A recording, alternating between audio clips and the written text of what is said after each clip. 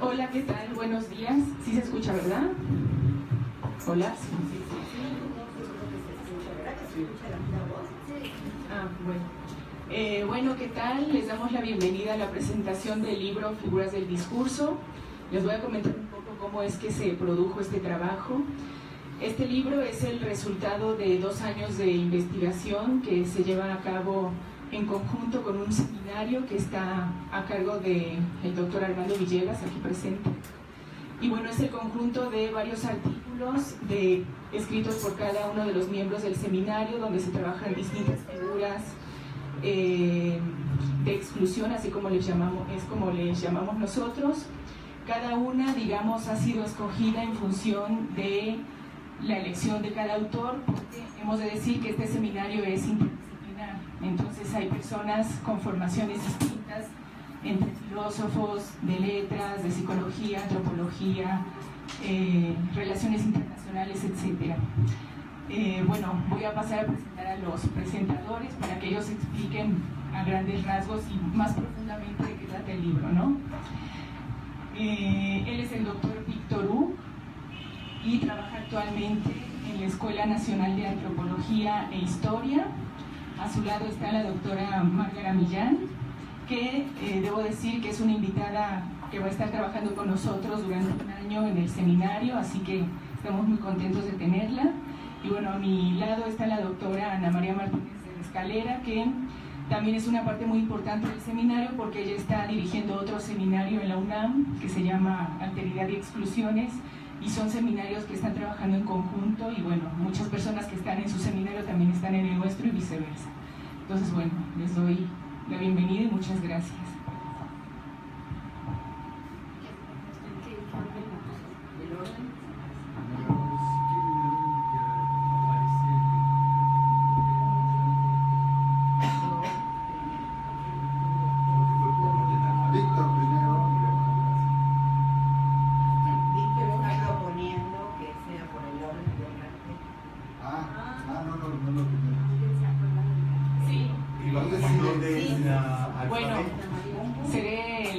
Que decidirá. Según el cartel empieza Ana María, luego Márgara y luego Víctor.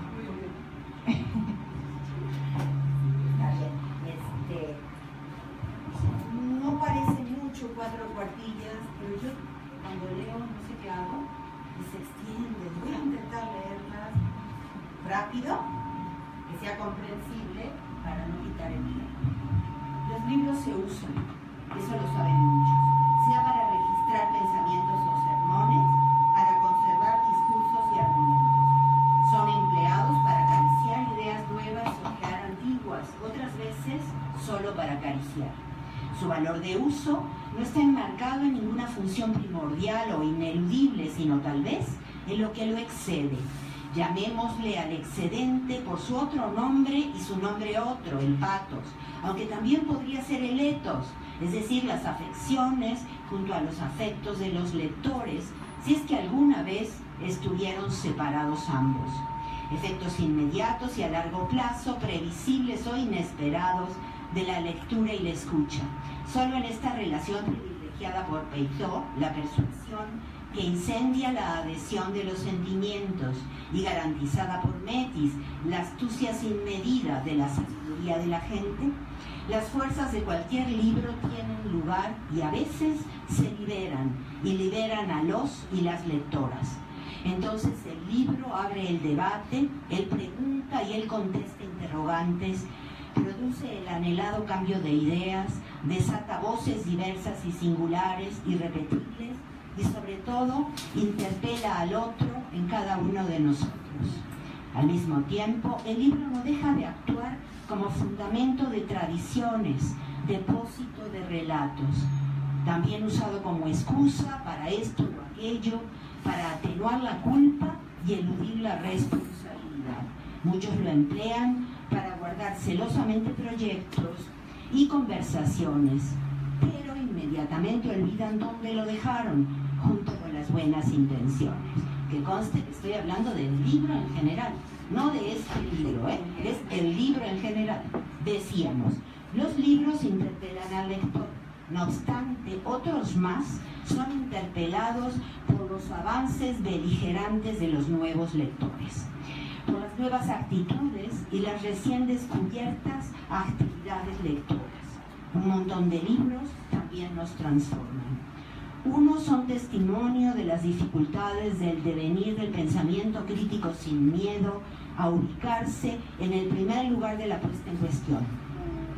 Este es el caso preciso de estas figuras del discurso, es decir, de este libro que aquí estamos presentando, figuras que aquí intentamos presentar en toda su fuerza crítica. Si la crítica fue desde la perspectiva de Michel Foucault la formulación de objeciones contra ciertas formas de gobierno del sentido y su fabricación, junto con la realización de prácticas de sujeción, o, como quería Adorno, fue el dar cuenta de las nuevas realidades que se hacen visibles para y por el pensamiento, ofreciéndole provisionalmente un nombre y conceptos nuevos con los cuales facilitar la acción de las fuerzas transformadoras de la historia que en él habitan. Aquí, entre estas páginas, deviene comunidad a través de ejercicios imperceptibles y moleculares, a la manera de Deleuze, que al no proponerse desbaratar a algún contrincante o tomar el poder y control del sentido, aumentan las posibilidades de la conversación, gran baluarte de la alteridad. La fuerza crítica, desplegada a través de sus artículos, es propuesta de cuestiones y postura decidida ante la situación que demanda nombre propio, descripción e intervención connotada, descripción política, cultural, intelectual, pero también subjetiva, marcas todas de la dignidad de los y las lectoras ante la necesidad de un presente o ante la urgencia por un presente. La crítica es también la apertura a la puesta al día que no facilite el ayornamiento, como aquel inventado por la Iglesia Católica para que todo cambio reforzara el que todo siguiera igual. Puesta al día del instrumental del lector, tan diverso como la figura misma del lector. Puesta al día y sobre ella puesta en circulación de operaciones que revelan los procesos de exclusión, es decir, muestran la exclusión como operación oficial contra la diferencia y contra la voz que toma la palabra sin pedir permiso a la autoridad. Las figuras del discurso, coordinadas por Villegas, Talavera y Monroy, los tres representados además en el interior del libro por sendos artículos críticos, transdisciplinan los límites filosóficos de la obra, estableciendo relaciones de todo tipo con la historia, la antropología, la psicología y la teoría del inconsciente, la literatura, el testimonio y la actividad política. Sí, interdisciplina es intercambio de ideas para solucionar problemas fuera del ámbito estrecho de cada disciplina académica. La transdisciplina, por su parte, realiza la crítica suprema de cualquier saber al cual se le hubieran subido los humos, como suele decirse coloquialmente, pretendiendo ser la explicación última y primera de lo existente, delirio, como sabemos, de nuestros profesionales. Otro de los logros del tomo es haber partido de la noción enriquecida de figura, por la cual la figura es la operación de generalización hiperbólica de un significado. Por ejemplo, cuando se usa de la siguiente manera la palabra ribereño, es el habitante nativo que los colonizadores encontraron al llegar. Y, además de generalizar hiperbólicamente esta figura, se naturaliza su denotación. Y esta comienza siendo la clase de individuos que, privados de sus derechos humanos, aparecen como naturalmente naturales, sin reparar en la referencia, puesto que siempre es fallida. Por ejemplo, en el caso de que los mayas no son nahuas, aunque sean indígenas, ¿no es cierto? Y esta falla es justamente la cristalización de la dominación colonial. Ahí es donde tiene lugar, por supuesto, en el terreno del sentido y del discurso. La crítica es la manera idónea para viajar cual nómade hacia territorios otros de la proposición sin condición y el libre debate sin agenda sin coartada y sin extorsión. El tercer logro es haber acabado con la ilusión o la cursilería de pretender hablar por los excluidos, ganando prerrogativas, sustituyendo a las víctimas, ocupando el puesto de representante acreedor de todos los oprimidos. No porque no se pueda hablar por las víctimas, sino en forma muy determinada en casi todos los textos reunidos, porque la crítica de la exclusión habla desde la resistencia, sin condición y sin agenda interesada, no desde la vivencia dañada. Decía Milán Kundera que los cursis insisten en que su corazón está del lado de las víctimas sin excepción y dejan caer siempre dos lágrimas. Está en la insoportable levedad del sexo, para aquellos que la recuerden, y si no la han leído, para que la lean. Dos lágrimas. Una por la pobre víctima, a la que al mismo tiempo reducen a la infancia, es decir, a la ausencia de lenguaje y fuerza. La otra, conmovidos por ellos mismos, al demostrar sentimientos que son de todos, o eso quieren hacernos creer y llevar a cabo. Reconocemos al cursi entonces, porque llora dos veces. No es la primera lágrima la que vuelve cursi al cursi, es la segunda. Cito a Kundera, la segunda lágrima dice: qué hermoso es estar emocionado junto con toda la humanidad. Es la segunda lágrima, sostiene Kundera, contra otras caracterizaciones de lo cursi o lo kitsch, la que convierte el kitsch en kitsch.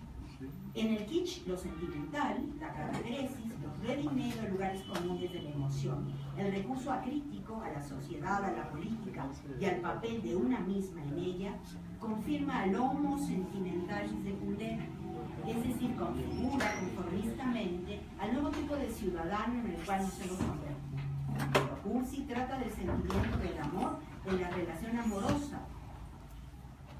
No, lo cursi no trata del sentimiento del amor en la relación amorosa, sino fuera, en áreas precisamente no amorosas, por ejemplo, lo moral o lo ético, donde, cito, la ilusión de la perfección moral, cierro la cita, muestra su carácter totalitario, esto es, su efecto de crueldad pública ante quien no comparte, como todos, entrecomillado, los individuos deberían hacer, una misma concepción sentimental de la política y de las relaciones con los otros, o de lo humano, o de la civilización, o con la mujer. El cursi es típicamente un narciso moderno más.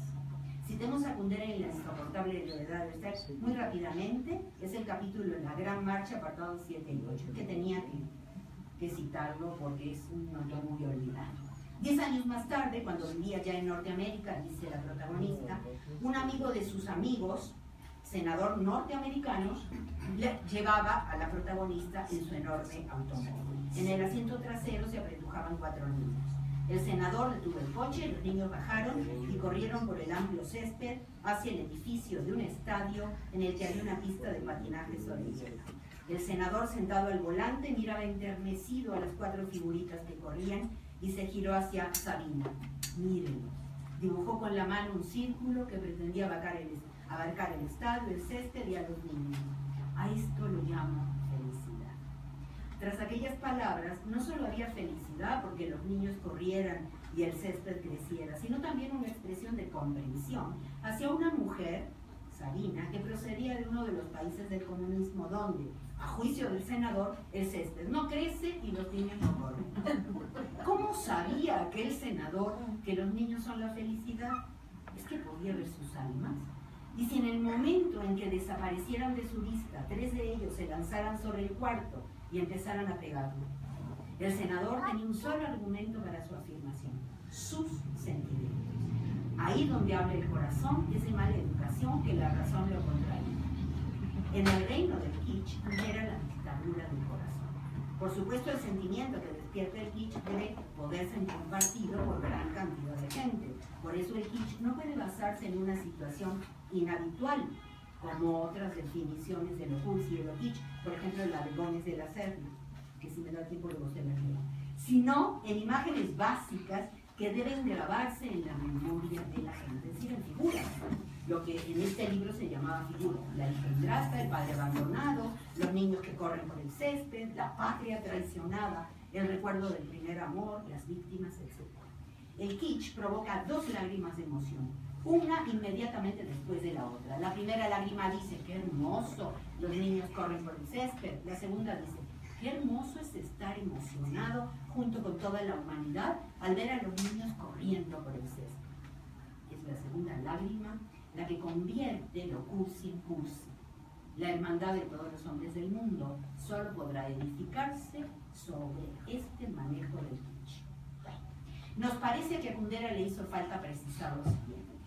Al igual que el senador, que no es un individuo, sino un personaje y un operador de sentido, y en este sentido una figura, el cursi, al decir soy humano, implícitamente niega la humanidad del otro, siendo esa justamente la operación excluyente.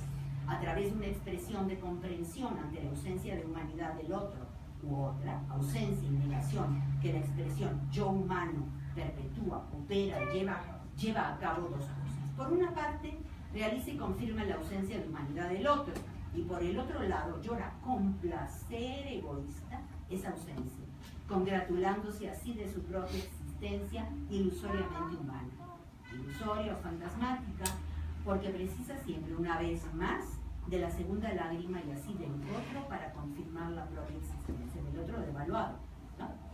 Porque el valor kitsch, el valor posible e imposible del cursi, es la negación decretada de la humanidad de cualquier otro y de todos los otros. El doble gesto lacrimoso que actúa como comprensión condescendiente del otro es en realidad la realización de la confirmación de la identidad como humano o yo ante el no humano. Típica operación identitaria en el espacio macropolítico, en el aparato del Estado nacional o también global, que muestra la estetización de la política totalitaria y la totalización de la política, señaladas previamente por Benjamin, esta vez actuando sobre la producción del sentido. Así pues, si se quisiera resumir el libro en una frase, podría decirse lo siguiente: este libro es la deconstrucción crítica de la cursi en el discurso de las exclusiones, en el discurso de la filosofía y en el discurso de la política que nos hacen creer que hablan por las víctimas. Sin duda frase insuficiente, pero justo porque en el libro no se habla por los vencidos, y esto es lo que se ¿no? por los oprimidos, los animales, los desechados, sino que primordialmente se intenta visibilizar cómo se los fabrica. Incluso cómo, al decir que nos ponemos en lugar de ellos de manera cursi, los estamos refabricando una y otra vez. Por ejemplo, en este libro se analiza con cuidado minucioso cómo opera la generalización abusiva de la palabra hombre o civilización, o mujer o animal, sobre los referentes sociales, históricos, materiales, a los que necesariamente o constitutivamente excluyen. Es urgente el análisis, pues todas estas expresiones y otras más estudiadas en el tomo excluyen al generalizar y además fabrican su necesario excluir y fortalecen así la dominación. Por todo ello decimos que el valor de este libro es que en él no hay cabida para la cursilería política, sino para la politización de los lectores y la lectura. Gracias.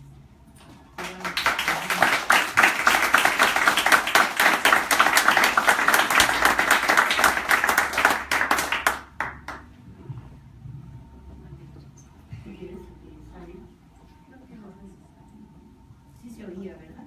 Sí. Bueno, muchas gracias por esta invitación a presentar este libro. Hay que apagar uno, perdón, de los dos micrófonos porque está conectando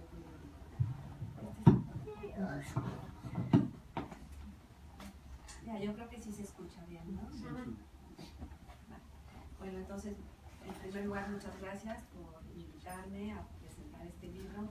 Efectivamente, yo me estoy integrando al seminario y es para mí pues un placer y un honor estar acá conociendo los resultados de este proyecto de investigación, ¿no? Yo voy a hacer una presentación como mucho más, bueno, muy distinta. La compilación de los trabajos indagatorios de un seminario que forma parte de un proyecto de investigación, figuras de exclusión en el discurso filosófico y político, ¿no? Compilado por Armando Villegas, Natalia Talavera, Rodolfo Monroy, todos aquí presentes. Es un placer ser presentar un esfuerzo colectivo. Un esfuerzo donde efectivamente se nota el diálogo y la cercanía que mantienen los textos entre sí. A partir de un horizonte para derivar distintos sentidos. La introducción de Erika Lindy Cisneros, Figuras de discusión, herramientas teóricas para su crítica, presenta, creo yo, la plataforma teórico-metodológica que sustenta los trabajos que vamos a leer a lo largo de este libro y que están, digamos, agrupados en 6 acápites o subtemas, ¿no? Figuras del humano y lo animal, figuras de la naturaleza y el desecho, los otros que somos todos, figuras de lo político, figuras del intersticio y discurso, cuerpo y poder. Entonces, esto es los capítulos o los subtítulos de los trabajos que componen este libro. Toda interpretación es un ejercicio de poder, nos dice Lindy en la introducción. Y uno es el poder que naturaliza y al hacerlo impone una unicidad, una univocidad en la interpretación que en principio es múltiple y diversa. Pero el poder otro es el de la reinterpretación, el que se establece en y por la lucha por la interpretación, siendo así la cultura un campo de batalla por las transformaciones. Desde mi punto de vista, este libro inaugura y se centra en este tipo de batallas. Este libro se inserta en esta tradición de manera pulcra y precisa, eligiendo la categoría de figura, excediéndola, como ya dice Ana María, siendo una figura del lenguaje, de la enunciación, la que proporciona, y cito, mediante ciertos procedimientos retóricos, unidad de sentido a una serie de significados y usos, produciendo valoraciones específicas en función del sentido inventado. Por otra parte, a nivel performativo, y esto es bien importante, efectúa las figuras relaciones de subordinación o de sometimiento. Digamos que los nutrientes de este trabajo son, como dice la introducción, Goldman, Nietzsche y Foucault y Baudelaire, ¿no? Todos ellos van a estar siendo analizados para, digamos, dotarnos de una serie de herramientas críticas, efectivamente. La idea es que toda lengua tiene una estructura figuracional. Pero ¿qué hace la lengua al construir ciertas figuras? Estabiliza un orden de cosas, un entendimiento, una interpretación. Al mismo tiempo, las figuras discursivas son actos performativos que ejercen un poder vinculante. El lenguaje está acá siendo considerado no como un mero medio de comunicación, por supuesto no como un medio que de forma directa aprende lo real. Lenguaje es aquí creación de mundo, de relaciones sociales, de sentido. Así lo que interesa en las distintas derivas de este libro son las figuras naturalizadas, que excluyen sin que veamos lo que son, es decir, figuras que se han instalado en el sentido común y que forman parte, digamos, de un racimo de ideas y de valorizaciones, que otorgan un lugar en una cadena de significados. Lindy nos explica así que, aunque la crítica a cada una de estas figuras debe ser específica, hay cierto proceder que podría ser señalado como una metodología, que es lo que yo quiero resaltar. En primer lugar, considerar lo retórico como la condición figurativa del lenguaje en general. Acá es importante la consideración de que todo lenguaje figurativo se atiende a su ámbito epistemológico, es decir, a una estética o a una teoría de la sensibilidad. Esto es una epistemología contraria, dice el libro, a la neutra relación objeto-sujeto, sujeto-objeto del conocimiento, que en sí misma es deshistorizante. Propone, pues, una epistemología sentipensante. Nietzsche lleva más allá al romanticismo de su época, afirmando que la experiencia sensible está mediada por el lenguaje y que esa mediación es figurativa, y plantea al menos 3 procedimientos. la metáfora, la sinécdoque y la metonimia. Lo que es particularmente importante en estos procedimientos es su producción de sentido, de significados, de relacionamiento, es decir, su creación de mundo, no como una designación lineal y objetiva de las cosas, sino justamente como producción de un mundo sensible. Producen además efectos de verdad. Este es el territorio indagatorio de los trabajos conjugados en este libro. Ello nos permitirá seguir las genealogías de figuras de exclusión, como el hombre, que es la base del bárbaro, el salvaje, por supuesto el de la mujer y el del indio, pero también el del animal como alimento, y comprendernos inmersas en la cultura de lo kármico. Eso yo no lo había pensado hasta que leí este libro, ¿no? Que tanto estamos inmersos en eso sin ningún cuestionamiento. Producción de la industria de la carne, anestesiados al sufrimiento de los animales o científicamente seguros de que esto es necesario. El destino del animal es alimentarnos. El libro se compone de 19 entradas, 19 figuras, algunas de las más sorpresivas, como la del perrogado, otras ya sombríamente presentes, como la del hombre desechable. Así, además de poner en marcha una serie de herramientas teóricas y metodológicas, lo que encuentro relevante también en este esfuerzo colectivo es poner en marcha una noción particularmente fructífera de crítica. La encontré en dos referencias, una de ellas en la citada introducción, en la nota 3, donde se dice: hemos defendido el siguiente sentido de la crítica, defendido ejercicios y tareas emprendidas en la diversidad y pluralidad del espacio público para defensa de la alteridad y contra las formas autoritarias y violentas de apropiación de quehaceres y decisiones. En este sentido posee un carácter específico, pero también es una experiencia generalizada, la crítica. Ella se caracteriza por pertenecer a la praxis, y no al juicio de valor ni al juicio epistemológico, a los que cuestionan. Además, se sirve de la interrogación de los supuestos implícitos u olvidados, donde se escoge o valora un sentido bueno. Se trata de una práctica que, además de cuestionar prejuicios que dominan la imaginación creadora social, propone, sin reserva alguna, maneras de hacer y argumentos inéditos. Esto es lo que más me interesó. Esta es una cita de Martínez de la Escalera y Linde, y después, por supuesto, va a estar esta idea reformada por el mismo texto de Ana María, en la figura del exilio, donde lo que se hace es referencia al uso contraconvencional de la crítica misma, al desmarcarse de polémicas instaladas sobre o alrededor de cierta figura como la del exilio, pero de figuras ya críticas, es decir, de una discusión ya crítica. El exilio, nos dice Ana María, en tanto figura alternativa, sería generador de un sentido político distinto, y al hacerlo dejaría ver más allá de lo que la crítica eurocentrada ha evidenciado sobre esa misma figura. Este proceder me pareció particularmente interesante. Y hay muchos otros.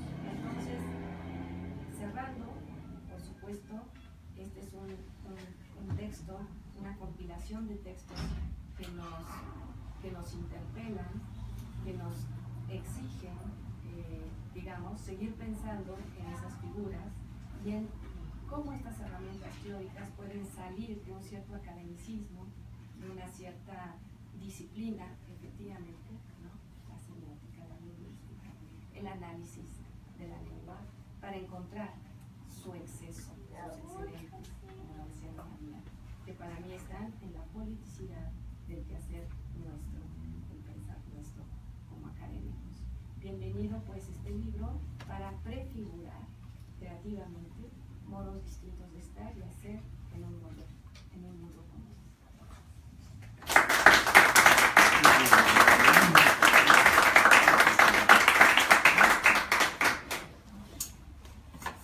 Bueno, buenas tardes ya. Quiero agradecerle particularmente a Armando por haber invitado a presentar este trabajo. Tengo que decir que es un trabajo muy rico, es un trabajo que se mueve, como lo han dicho las personas que mencionan, planos filosófico, psicoanalítico, filosófico, antropológico, etc., ¿no? En donde creo que ahora que escuché a Ana María, creo que a riesgo de decir, generalizar el tema del libro, pero creo que ella sintetiza en una operación lo que podría ser esta suerte de figura de la exclusión que aparece, ¿no?, con matices distintos desde el trabajo inicial hasta el final. Varios de los trabajos se preparan lo que puede ser esta figura de la exclusión, abrevando en diferentes fuentes, ¿no? Pero creo que Ana María lo acaba de seleccionar la exclusión, una operación oficial contra la diferencia o a fin de estabilizar la diferencia, la diferencia de. Entonces, pensando así estas figuras de la exclusión, me va a permitir hacer un rodeo, voy a situar mucho tiempo atrás en el tiempo para llegar finalmente a estas figuras del discurso, ¿no? El discurso figura de me llama mucho la atención el mito que narra Platón en el Político. Cuando poco antes de proferir este mito, el extranjero y el joven Sócrates están tratando de delimitar y de dilucidar cuál puede ser, vamos a decirlo así, el perfil del político, aquel que se ocupa del destino de los ciudadanos, de los habitantes. ¿Qué características debe tener? Se dice en un primer momento que puede ser una suerte de pastor, cuidador de rebaños. Hay una serie de intentos de responder y de ponderar, de responder a esta inquietud y de ponderar esta respuesta. Después se hace alusión a un mito, ¿no? Un mito que tiene que ver con un mito cosmológico, que tiene que ver con el sentido en que se mueve y se desplaza el universo, y que nos va a hacer referencia a dos eras o a dos etapas, la era de Cronos, la era de Zeus, la que se dice. A diferencia de lo que ocurre actualmente,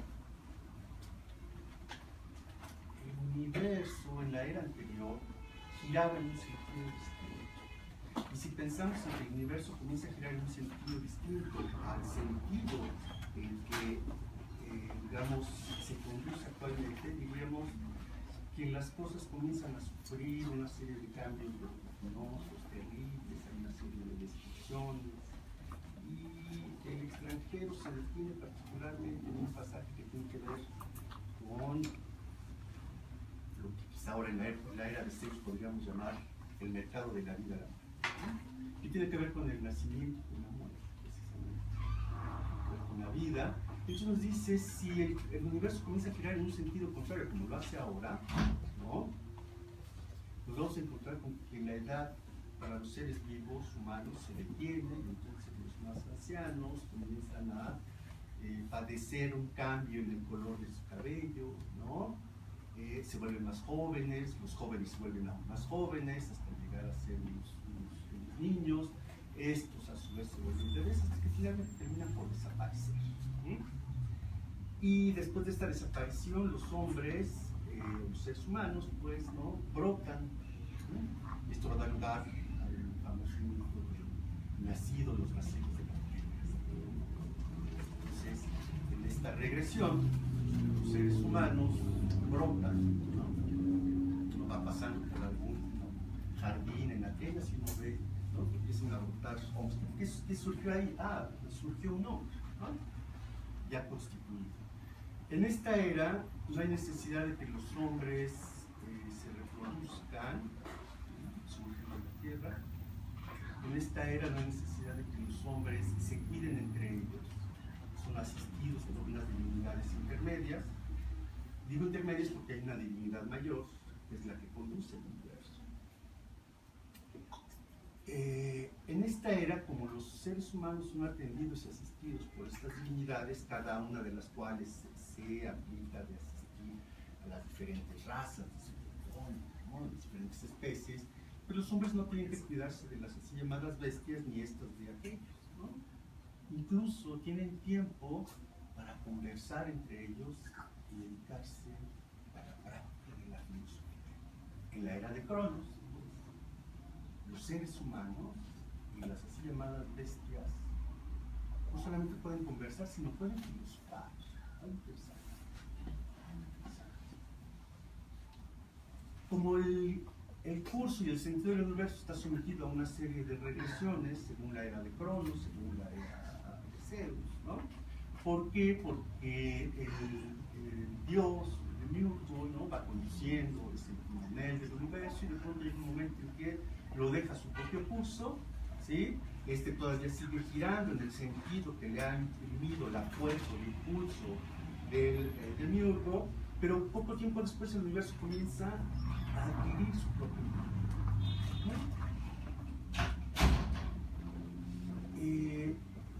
Se pregunta el joven Sócrates, o le pregunta directamente al extranjero, si estamos en esa era o estamos en una era distinta, y le dicen, no estamos en una era distinta, estamos en la era de Zeus.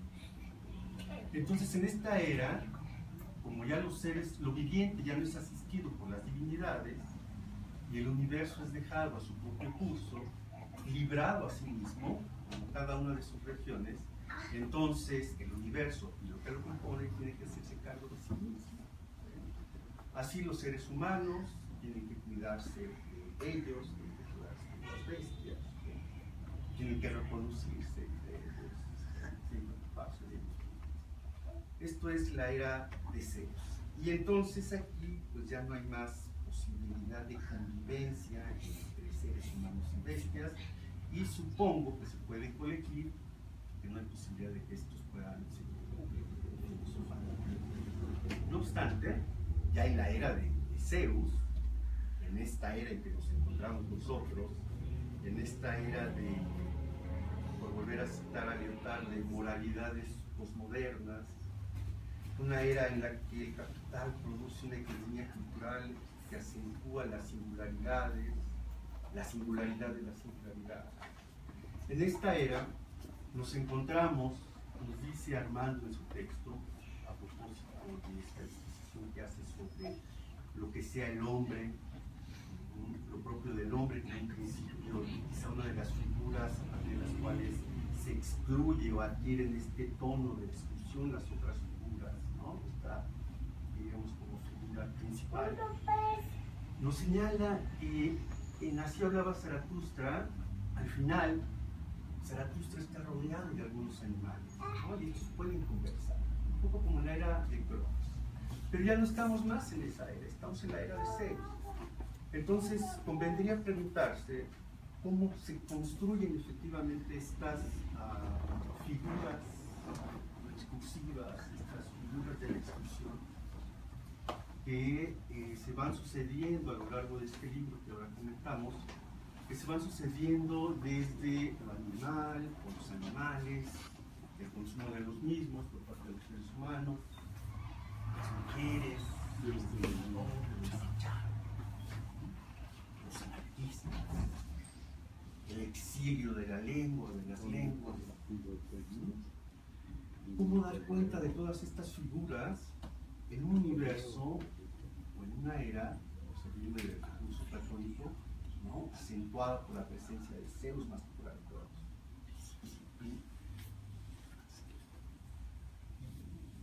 Creo que en el trabajo se presentan diferentes explicaciones en cada uno de los artículos que se hace cargo de cada una de estas figuras, y eso vuelve el trabajo demasiado rico, ¿sí? Con cadencias distintas dependiendo de cada y a mí me parece que algo que demuestre el libro en su totalidad, reserva de volver a algunos pasajes específicos, algo que demuestra el libro en su totalidad es que nos permite confirmar lo que decía Paul de Man a propósito de lo estético, del principio estético, que muchas veces es considerado como un principio de exclusión con respecto al epistemológico, pero también de exclusión con respecto a lo político. Es decir, si se hace estética no se puede hacer epistemología, si se hace estética no se puede hacer política. Y él pone de ejemplo ni más ni menos que Derrida, considera, bueno, Derrida es denostado o es criticado porque no es posible que alguien que es concebido, ¿no?, alguien que se dedica a la estética pueda pensar en términos epistemológicos o que se pueda dedicar a la política. Y nos recuerda precisamente en ese pasaje de la ideología estética, pues, llamado, que lo estético parece padecer una suerte de hiperpoliticidad o de una politicidad de otra manera. Pues nos recuerda que, por ejemplo, en Kant este ámbito es abordado en la tercera crítica, y esta tercera crítica no es solamente la tercera crítica, ¿no?, la que sucede a una primera y segunda, sino es la crítica de las dos primeras críticas. Es una hipercrítica, tiene un sentido más bien hiperbólico con respecto a la crítica de la razón pura, ¿no?, con respecto a la crítica de la razón práctica. Y este principio se aplica incluso para Hegel. Las lecciones de estética o la reflexión de Hegel sobre el arte en términos de la estética no es algo, digamos, ajeno, ¿no?, a su sistema, sino que tiene un lugar muy preciso en esto. Y si nos ocupamos, por ejemplo, del sistema, particularmente en la enciclopedia, veremos que en todos los pasajes dedicados al espíritu objetivo anteceden las reflexiones sobre el arte, de manera que muy bien podríamos indicar que las reflexiones vertidas en la estética, la reflexión filosófica sobre el arte, que no siempre son equivalentes, ¿no?, permiten dar cuenta de lo político. Entonces, esto que muy bien podríamos llamar, que voy a plantear una suerte de cadena de equivalencias como lo estético, la retórica, la dimensión literaria, la dimensión discursiva, no son, como lo señalaron aquí antes, no son elementos que se confronten con el epistemología, o que sean secundarios o derivados en relación con ese saber, ¿no?, con lo especulativo, o que sean también secundarios de una manera reflexiva en relación con lo político. Por el contrario, si seguimos estas indicaciones de Goldman, pues ahí está también de realidad, ¿no?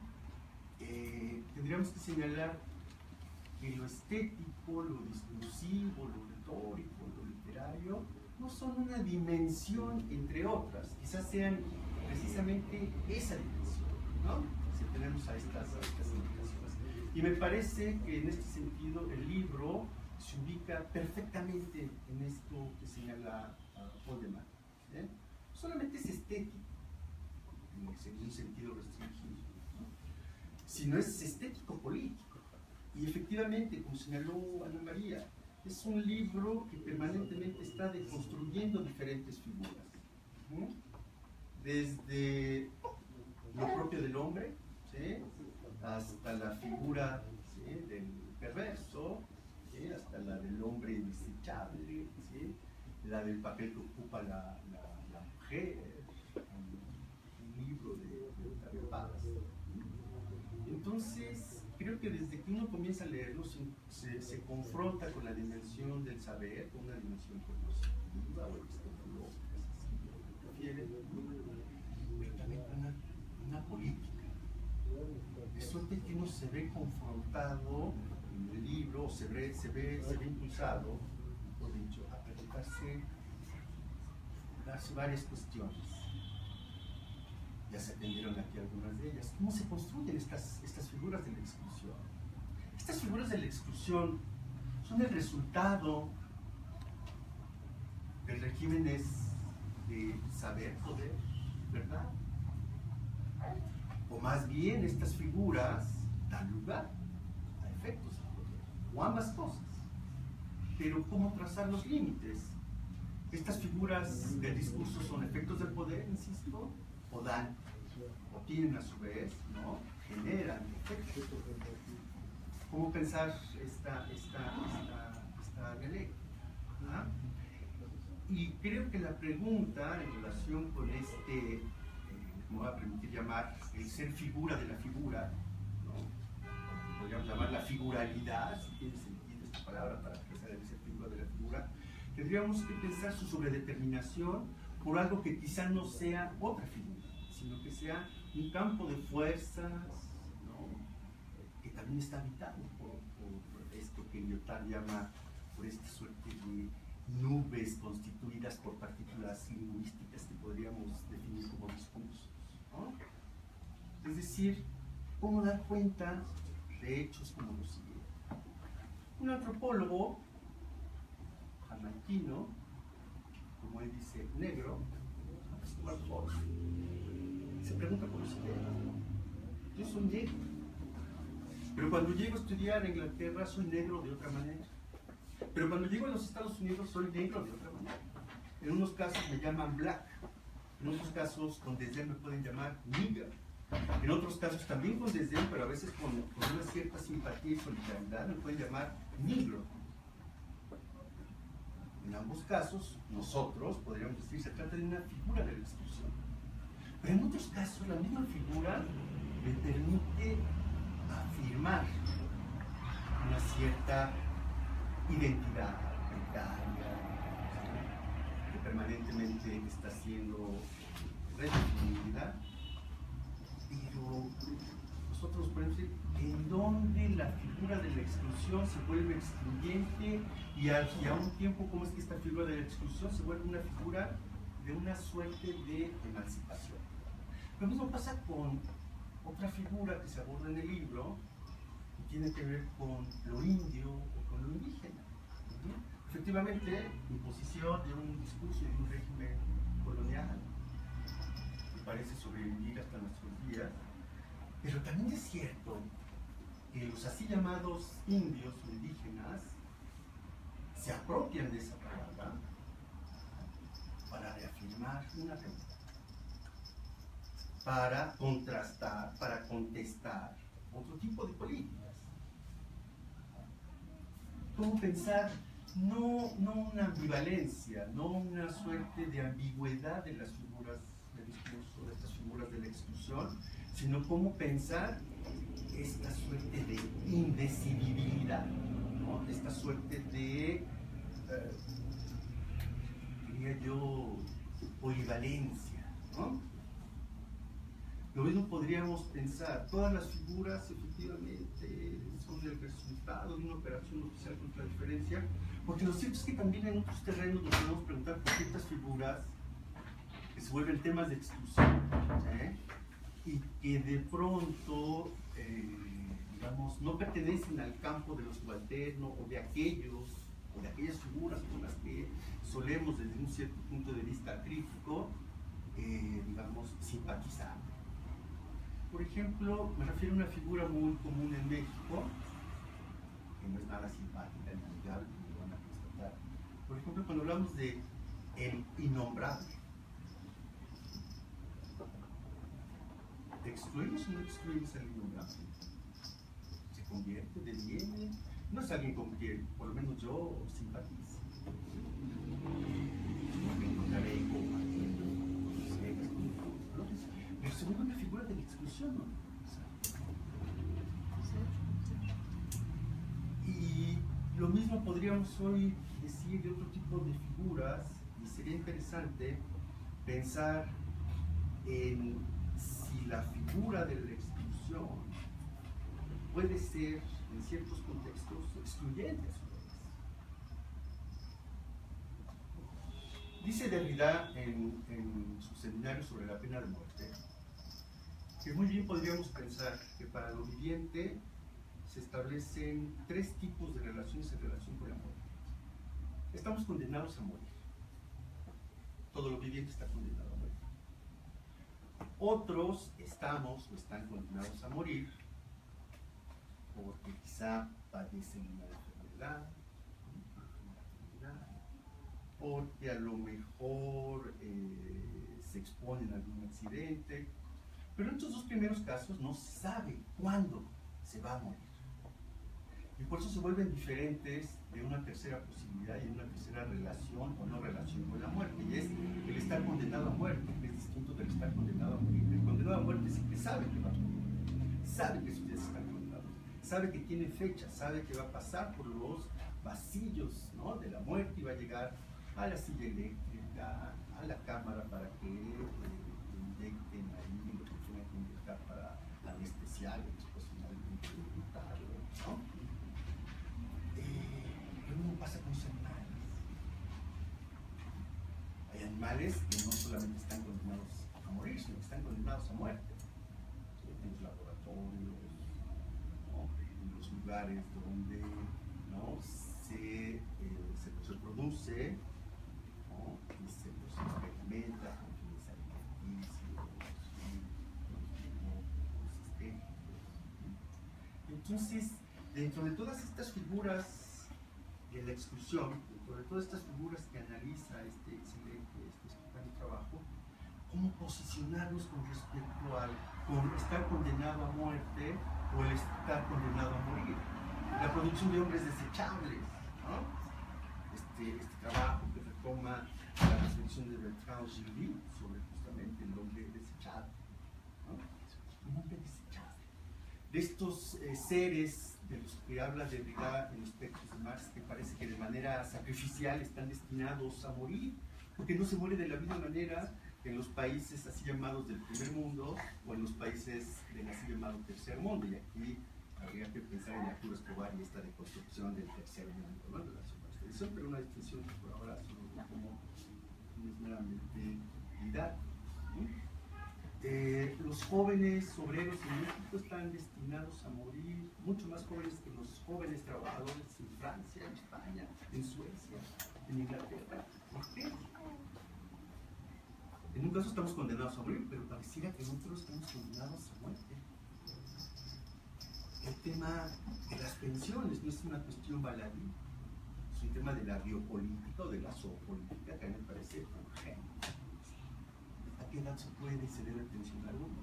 ¿Quiénes se pensionan? ¿Quiénes no? ¿Quiénes tienen derecho a la jubilación y quiénes no? Decía un amigo mío en otra ocasión, yo ya ni siquiera soy ni pensionado ni jubilado, yo no tengo ni vista.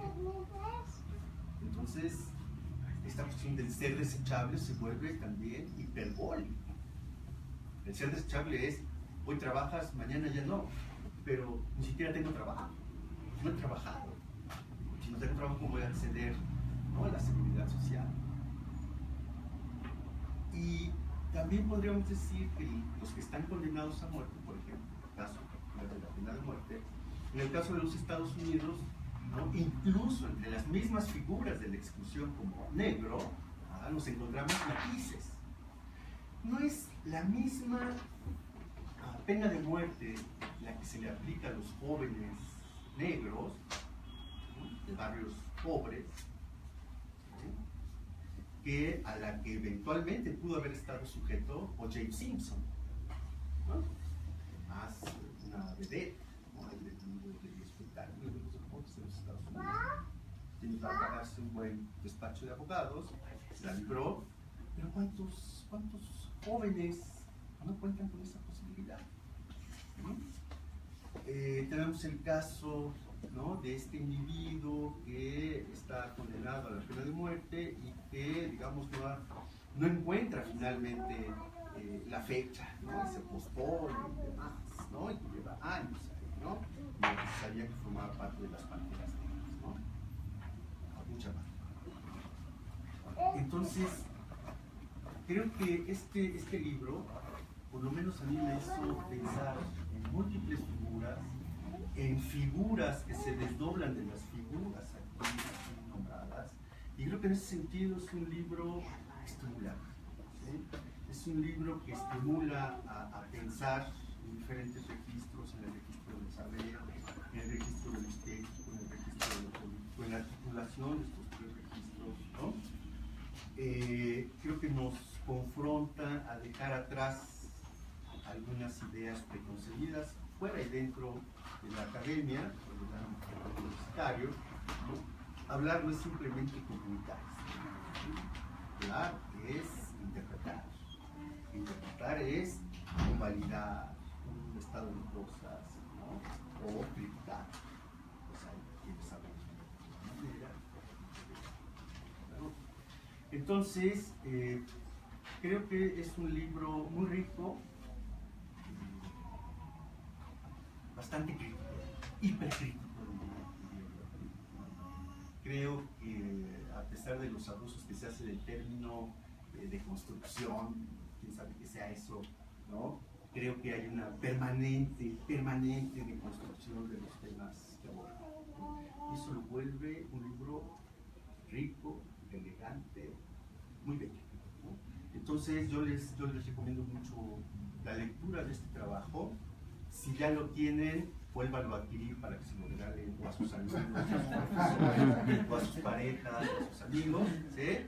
Y vuélvanlo a leer porque es un libro, yo le comentaba a Armando, yo pienso utilizarlo en mis cursos, ¿no? Realmente si quieres que lo haga. Muchas gracias.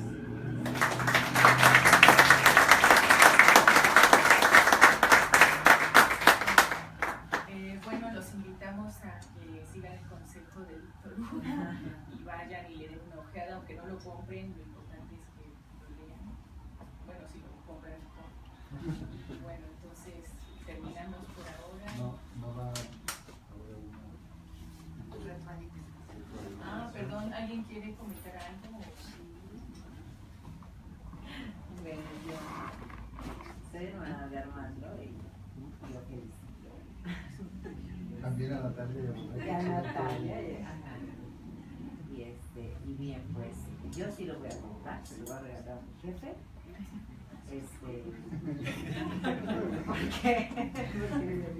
Porque sí lo voy a comprar y voy a comprar otros para regalar. Y que tengas mucho éxito. Y me gustó muchísimo los comentarios de los presentadores presentes. Porque sí está muy rico, por lo que veo, de mucho análisis, y pues hay que darse tiempo también para leer, ¿no? Porque a veces, como decía Ana María, ¿verdad? Los libros son de aquí para allá, de compañía, o luego los abrimos y los dejamos, ¿no?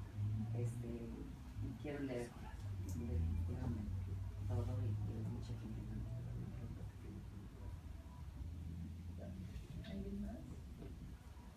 Bueno, yo felicito a todos los autores que están contenidos en el libro, a los coordinadores también, y a los presentadores y presentador.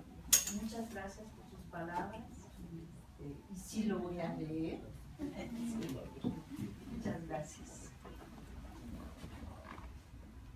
Yo quiero decir algo sobre el trabajo, que es una cosa que resulta que le agradezco mucho a Ana María que dice una palabra tan elogiosa de escribir el libro como es la de construcción de la posibilidad. Porque sí es muy difícil tratar temas de exclusión sin caer en la tentación de ponerse en el lugar de o de hablar por los demás. Eso es dificilísimo. Entonces, a mí me parece que aunque en el seminario no hemos logrado todavía una metodología, que yo creo que nunca la vamos a tener, son como intervenciones estratégicas sobre determinadas palabras, creo que todavía no lo hemos logrado al 100, ni al 90, ni al 80%, porque el discurso es algo muy escurridizo y que tiene muchas variantes semánticas y que producen muchas cuestiones performativas en la configuración de las relaciones sociales. Sí pienso que vamos como en esa indicación de Poleman, ahora que lo han tratado aquí. En una entrevista Poleman decía que lo que se tenía que hacer con Marx era leerlo retóricamente. Y esa lectura retórica debía pasar primero por un control de los tropos y los performativos, o sea, de la relación entre tropo y performativo. Y eso yo lo he pensado y yo creo que hacia allá va una estrategia de lectura que intente escapar de la cursilínea. Es decir, hacer del tratamiento del discurso el objeto, aunque Ana María criticaría por un artículo que le leí recién, la noción de objeto de la ciencia misma, de objeto de estudio, pero sí hacer del funcionamiento del lenguaje una especie de ¿cómo decirlo? No sé todavía ni siquiera cómo decirlo, de principio, ¿no? de principio para analizar los referentes. O sea, antes de ir a la referencia, deberíamos tratar, si no de controlar el lenguaje, sí vigilarlo constantemente y ver todas las posibilidades semánticas y pragmáticas que tiene. Es un trabajo de la crítica, me parece, y es un trabajo muy extenuante, porque puede suceder como le criticaron a Poleman, que estaba solamente en el lenguaje y nunca llegaba a al mundo. Entonces, pero es que en realidad la confusión entre realidad y lengua, eso es justo el pensamiento político, esa es la ideología misma. Entonces, cada una de las figuras de la exclusión, por supuesto, pueden ser nombradas a su vez excluyentes. Por eso lo importante del texto, creo, es que tratamos de situarlos históricamente y en sus relaciones concretas y singulares. Porque efectivamente una figura de la exclusión puede a su vez organizar un tipo de población, un tipo de subjetividades que a su vez se vean excluidas. Pero eso me parece que es producto también de que todavía no llegamos, Ana María lo tiene mucho más claro, pero en el seminario todavía no llegamos a adoptar una estrategia de interpretación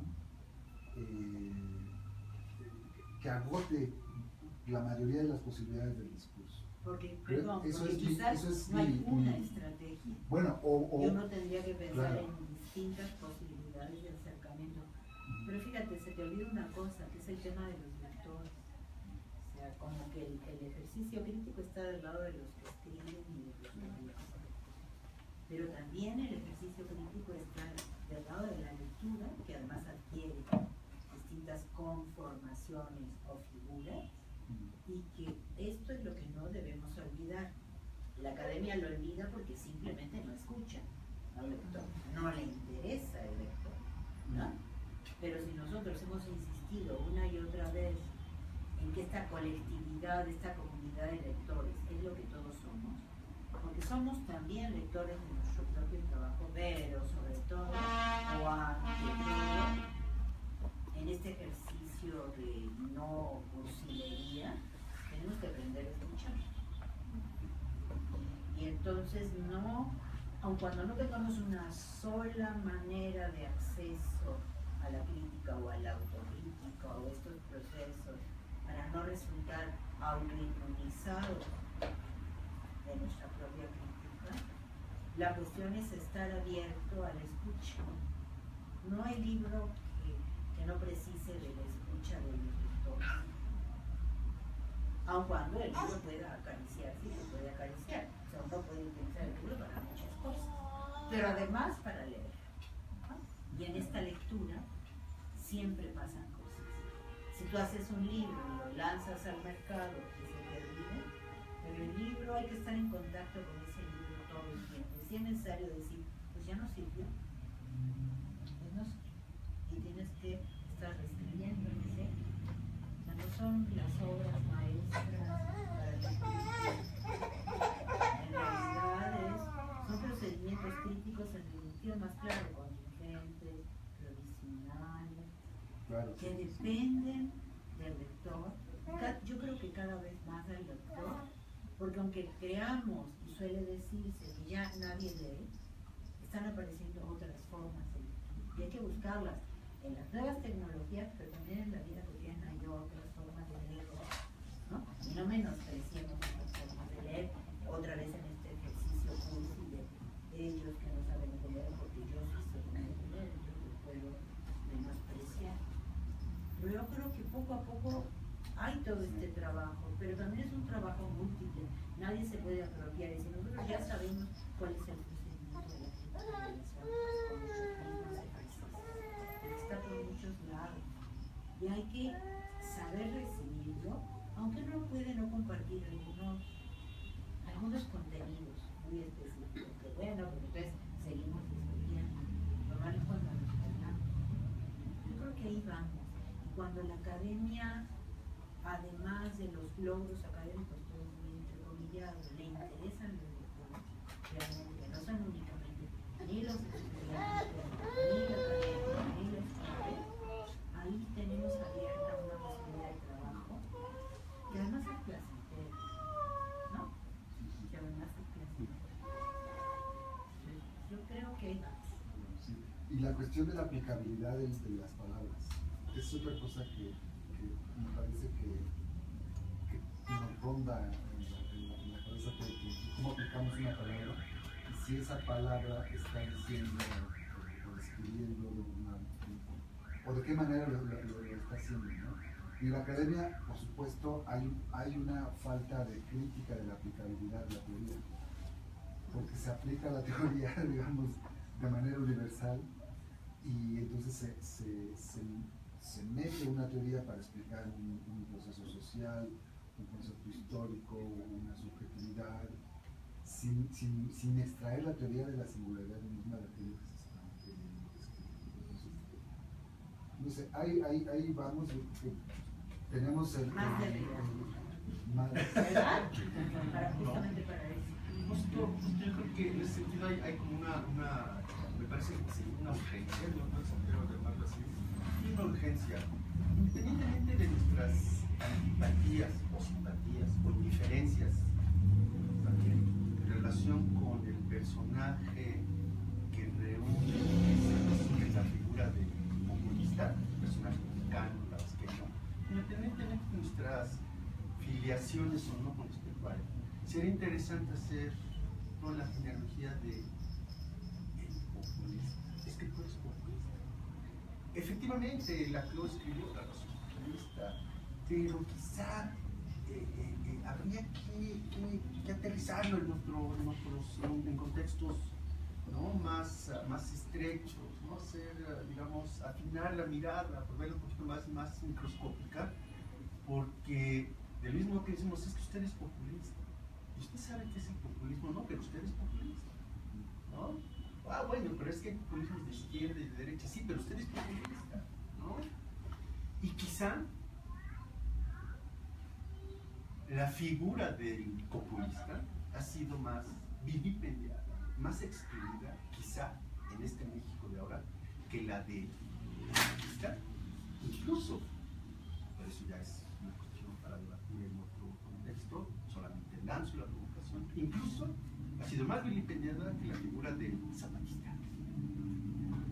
Provocación para un nuevo foro, para discutir los temas, ¿no? Y también, no solamente repensar las figuras de discusión desde la academia hacia acá, hacia los lectores, sino también al interior de la academia, ¿no? Tú eres analítico, ay, tú heideggeriano, ¿no? No, yo soy deconstructivo, ¿no? Pues tú eres, ¿qué? Pestañear. Y hacemos estas, ¿no? Pues un poco como decía Kant en la metafísica, efectivamente es un campo de batalla, y Althusser lo hiperbolizó, ¿no? No solamente es un campo de batalla, la filosofía es la lucha de clases, la distancia, la vida, etc., ¿no? Pero tenemos también ahí, ¿no?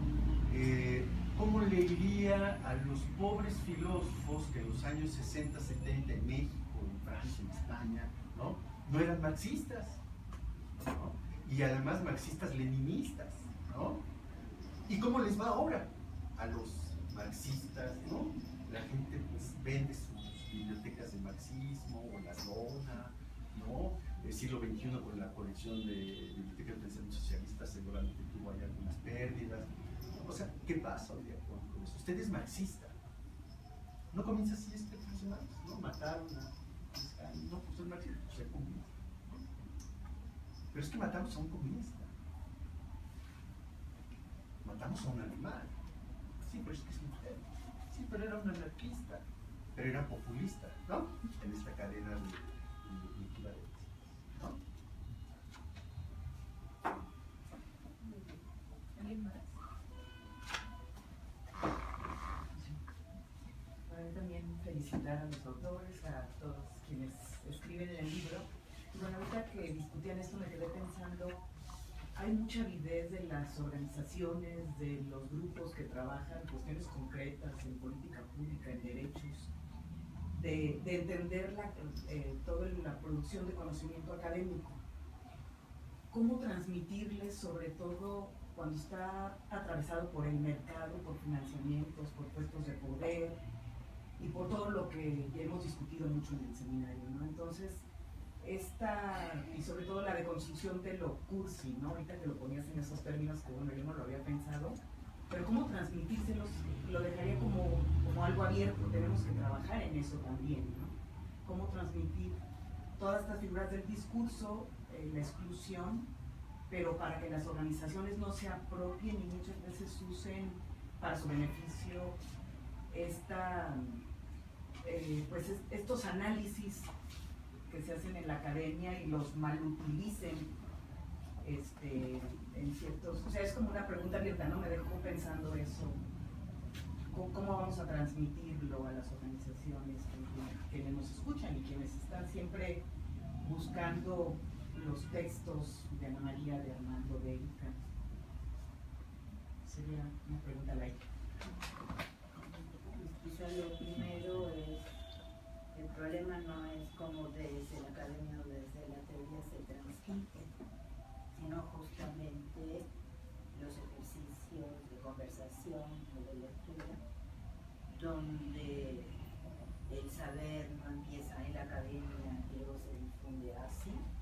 Es el típico formato de las ciencias sociales o de las ciencias duras, que deben difundir su saber a la gente, de extensión o de difusión en el caso de libros o de saberes, sino aprender a conversar con aquellos que además sabemos que están aprendiendo a acercarse a los conocimientos de una manera colectiva, no únicamente individual, porque esa apropiación del saber les reditúa económicamente o políticamente o en cuanto a estatus y demás, sino que están construyendo saberes, diríamos, en la experiencia misma, sobre la marcha. Están aprendiendo maneras de nombrar y cuando ya no les sirve esa manera de nombrar, vamos a buscar otra.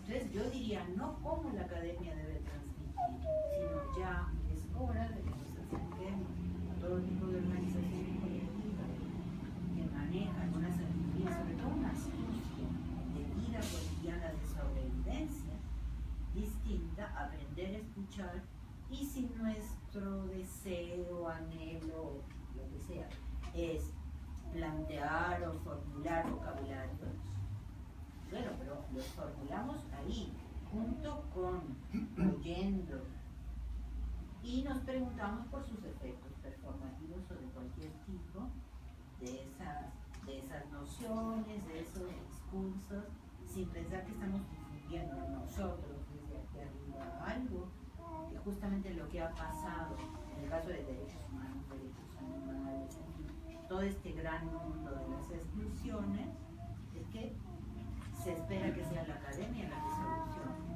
a través de los cuando en realidad los estudios están ahí, la gente habla, la gente intercambia, hay que hacer esfuerzos de crítica, la academia no los escucha, nunca los ha escuchado, o si los escucha los corrige. No, pero eso que está diciendo no es, porque lo que es en realidad es esto. Entonces, es algo simple si uno lo plantea en términos de vocabulario. Hay que aprender a escuchar y a conversar y no a transmitir, ¿no? Y creo que ese trabajo está por hacer, pero se hace también, ¿cierto? Hay lugares de intercambio, hay lugares donde hay conversación, esos lugares son los de reinvención de cada uno de nosotros y de la experiencia de los seres humanos y su relación con otros vivientes animales, ¿no? Ahí la conversación no es de arriba abajo, la conversación está ahí y está quizá muy tímidamente reinventándonos. Claro, no lo vemos, no nos conviene, pues, no tenemos tiempo, en fin, pero ahí hay reinvención del humano, no solo de cosas, no solo de objetos, ¿cierto?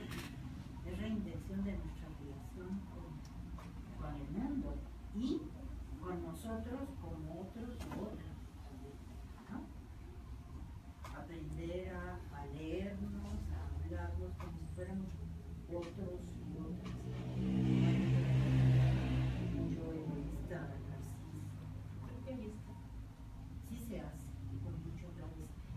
Claro, hay que aprender a saber dónde están también para acercarse, ¿no? No esperar que nos acerquen. Venimos a la academia y nos dimos la verdad. Si no vas a los lugares donde se está generando saber, como el caso, por ejemplo, del buen vivir, no desde la academia, poner en cuestión la palabra buen vivir, porque todos queremos vivir bien, como decía Rita Laura en una sesión de trabajo que tuvimos en México, de una manera muy displicente, ¿no? Aprende a oír qué es lo que dice la gente cuando dice buen vivir, no lo descalifica. CITES, porque finalmente es una palabra que todos usamos para hablar de nuestra vida cotidiana. Así que todas las palabras las utilizamos también para referirnos a la vida cotidiana y no por eso cancelas toda una forma de conversar sobre el mismo y las relaciones con el mundo, con el universo, con el polvo, pero también con la historia, no solo la historia pasada, sino la historia que se está haciendo ahora.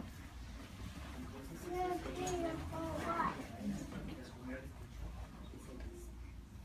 normalmente la regamos. La primera vez que escuchas la historia, tiene esta actitud negativa, está mal empleada la palabra, no sé, el problema no es eso. ¿Qué es lo que se hace con esa palabra? Como hablabas de negro, ¿qué se hace con esa palabra? ¿Qué hacemos? Un poco más de pragmática, ¿no? ¿Alguien más? ¿Se vale repetir? Bueno, si no hay nadie más que quiera comentar o hacer preguntas, ahora sí cerramos la presentación del libro y los invitamos a pasar, echarle una ojeada y a que se animen a comprarlo y comprarse como regalo las cosas. O a coleccionarlos también. Si la gente tiene muchos, entonces se compra también.